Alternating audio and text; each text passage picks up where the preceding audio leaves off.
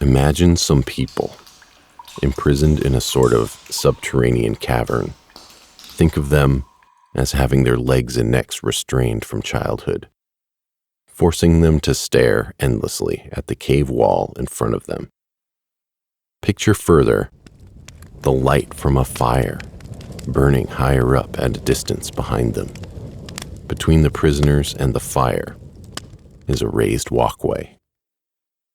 Now imagine that each day, different figures cross the walkway. Animals, men carrying their supplies to the market.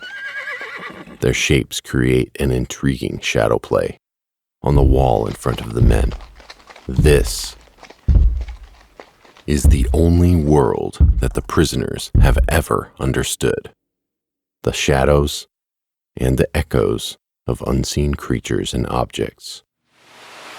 Now, imagine that one prisoner is brought outside.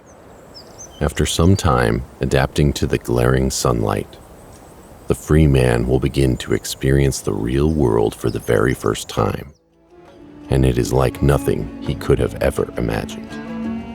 With this new perception of the world, the prisoner will, no doubt, want to go back to his friends to share his amazing revelations.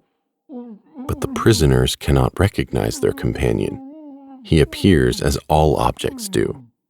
His voice is a distorted sound, and his body is just another shadow silhouette. They cannot comprehend his incredible tales of the universe outside of the cave.